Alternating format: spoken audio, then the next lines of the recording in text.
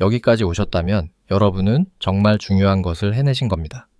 검색, 삽입, 분할, 삭제, 병합까지 직접 구현하며 비트리의 핵심 엔진을 이해하셨죠. 하지만 한 가지 고백할 것이 있습니다. MySQL, PostgreSQL, 오라클 같은 실제 데이터베이스의 소스 코드를 열어보면 우리가 만든 비트리는 없습니다.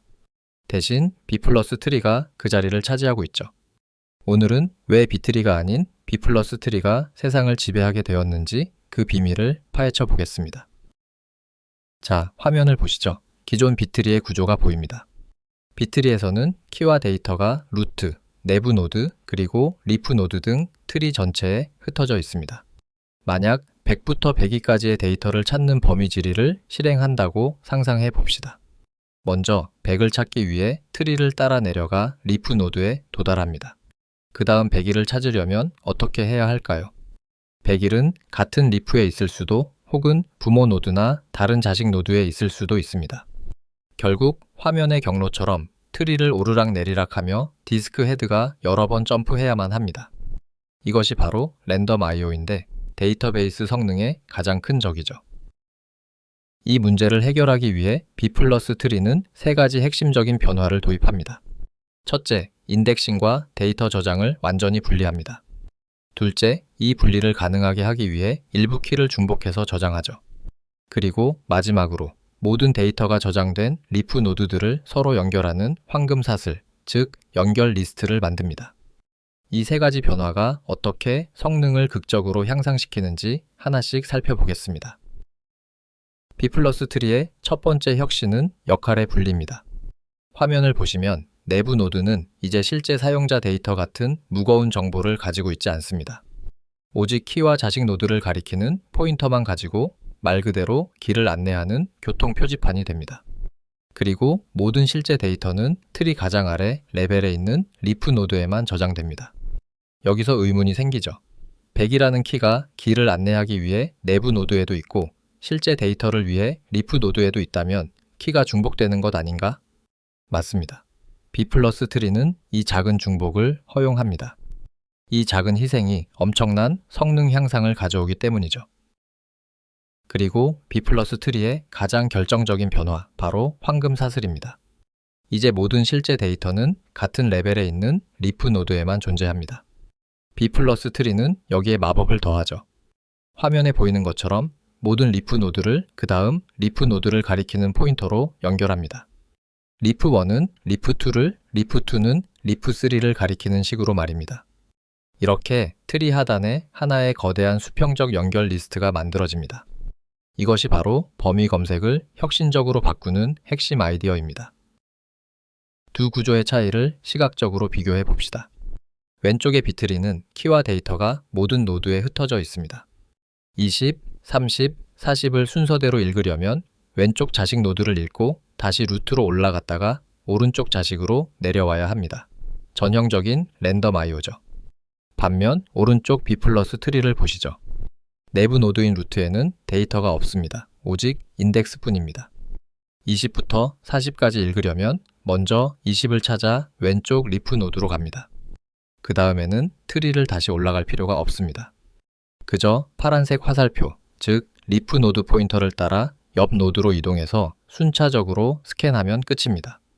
이것이 바로 순차 IO이며 하드디스크와 SSD 모두에서 엄청나게 빠릅니다. 내부 노드에서 데이터를 제거하는 것에는 또 다른 엄청난 이점이 숨어 있습니다. 실제 데이터베이스에서 데이터 한 줄은 1KB 매우 크지만 ID 같은 키는 8바이트로 작습니다. 비트리에서는 무거운 데이터 때문에 한 노드에 키를 몇 개밖에 담지 못합니다.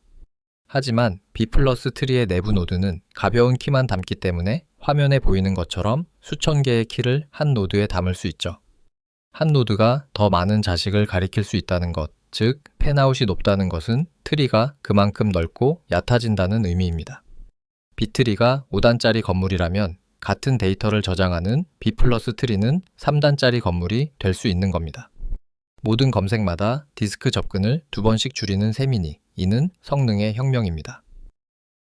이 새로운 구조를 코드로 구현하려면 기존 노드 클래스를 약간 수정해야 합니다. 화면의 파이썬 코드를 보시죠. B+ 노드 클래스입니다. 가장 큰 차이점은 두 개의 새로운 속성입니다. 먼저 셀프.리프는 이 노드가 내부 노드인지 리프 노드인지를 구분하는 플래그 역할을 합니다. 그리고 가장 중요한 셀프.넥스트 속성이 보입니다. 이 간단한 포인터는 리프 노드에만 존재하며 바로 이전 슬라이드에서 봤던 황금 사슬을 구현하는 핵심 요소입니다. 많은 사람들이 흔히 가지는 오해가 있습니다. B 플러스 트리가 키를 중복 저장하니 공간을 많이 낭비할 것이라는 걱정이죠. 하지만 실제로 계산을 해보면 그렇지 않습니다. 팬아웃이 1000이라고 가정하고 10억 개의 키를 저장한다고 해봅시다.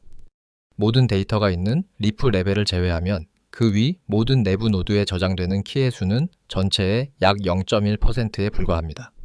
1%도 안 되는 공간을 더 사용하는 대가로 비교할 수 없이 빠른 순차 스캔과 더 짧아진 트리 높이를 얻는 셈입니다. 어떤 엔지니어라도 기꺼이 선택할 거래죠. 정리해 봅시다. B 플러스 트리가 데이터베이스 업계의 표준이 된 이유는 명확합니다. 첫째, 화면의 첫 번째 항목처럼 리프 노드들이 연결되어 있어 범위 지리가 놀랍도록 빨라집니다. 둘째, 내부 노드에 데이터를 저장하지 않으므로 팬아웃이 훨씬 높아집니다. 그리고 마지막으로 높은 팬아웃은 곧 더 낮은 트리 높이를 의미합니다. 모든 검색에 필요한 디스크 접근 횟수가 줄어들어 전체 시스템 성능이 향상되죠. 이제 B 플러스 트리가 무엇인지 왜 필요한지는 알게 되었습니다. 다음 시간에는 이론을 넘어 직접 코드로 구현해 볼 차례입니다. 비트리와 90%는 비슷하지만 나머지 10%의 차이가 아주 중요합니다. 키를 위로 옮기는 대신 복사해서 올리는 삽입은 어떻게 다를까요? 중복된 키가 있을 때 삭제는 어떻게 처리해야 할까요? 다음 영상에서 이 흥미로운 질문들의 답을 함께 찾아보겠습니다.